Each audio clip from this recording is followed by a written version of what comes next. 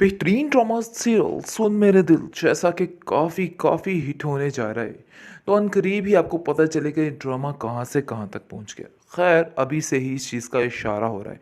आपको बताते चले कि बिलाल अब्दुल्ला जो है वो काफ़ी ज़्यादा एक्साइटेड है कि सदफ़ अब उसके ऑफ़िस में काम किए जाएगी और उसकी हर बात मानेगी। लेकिन वो उससे कोई भी गलत मुआवज़ा नहीं करना चाहता, गलत बात नहीं मनवाना चाहता।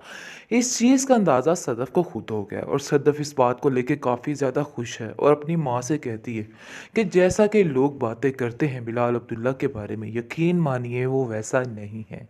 वो बहुत ही अच्छा इंसान है। जिस पर उसकी माँ कहती है कि मुझे इस बात का बिल्कुल भी यकीन नहीं और ना ही एतबार है। देखो तुमने जो कुछ किया बहुत गलत किया।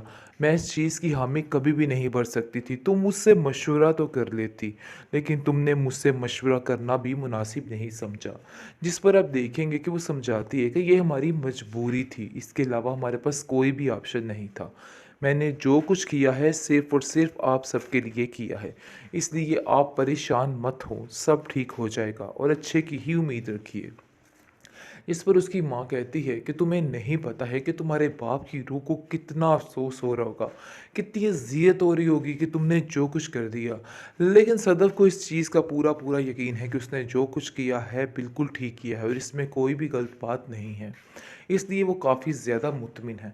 दूसरी तरफ आप देखेंगे कि हमशा पागल हो रही है, अंदर ही अंदर घुटती चली जा रही है कि आखिर ये क्या माजरा बना और क्या हुआ है।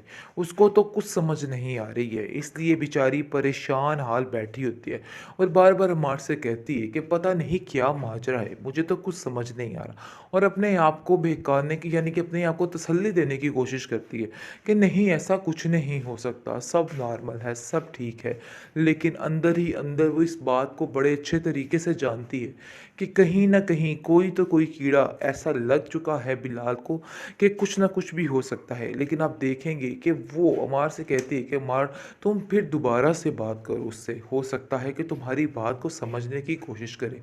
क्योंकि अगर वो तुम्हारी बात को समझ जाती है, तो फिर मुझे समझ आती है कि कोई मामला ठीक हो सकता है, यानी कि उसके रास्ते खुल सकते हैं।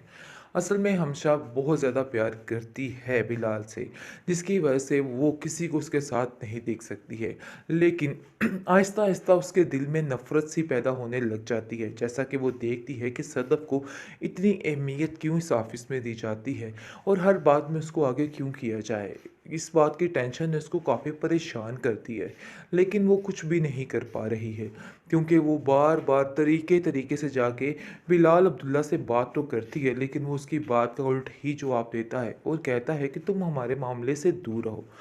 तुम नहीं जानती कि उसकी क्या परेशानी है, लेकिन जो कुछ भी है वो काफ़ी गहरी मुश्किल में है।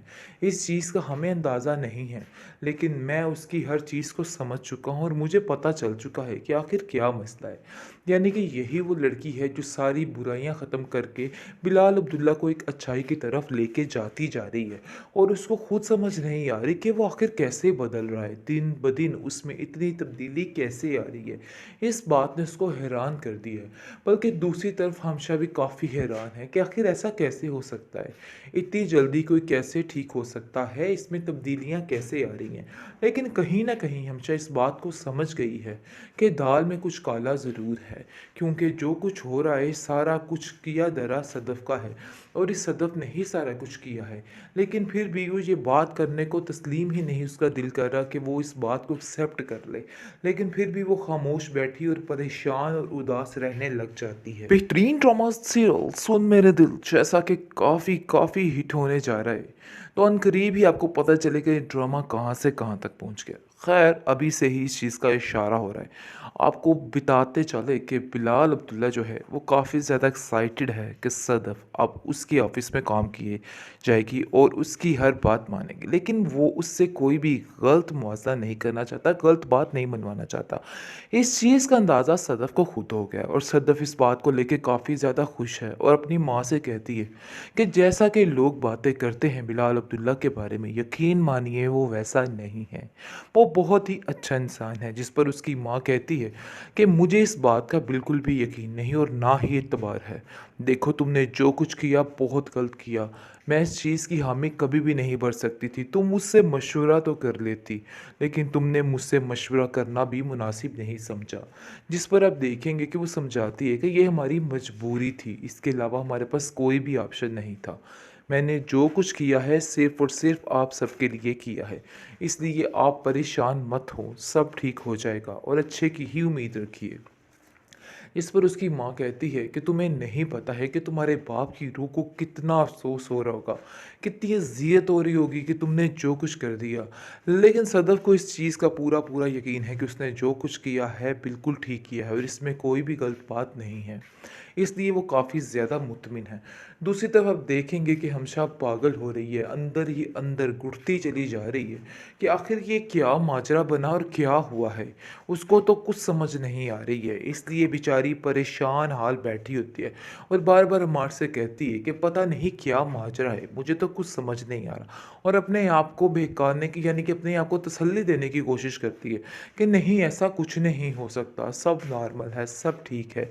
लेकिन अंदर ही अंदर वो इस बात को बड़े अच्छे तरीके से जानती है कि कहीं न कहीं कोई तो कोई कीड़ा ऐसा लग चुका है बिलाल को कि कुछ ना कुछ भी हो सकता है। लेकिन आप देखेंगे कि वो अमार से कहती है कि अमार, तुम फिर दोबारा से बात करो उससे, हो सकता है कि तुम्हारी बात को समझने की कोशिश करे।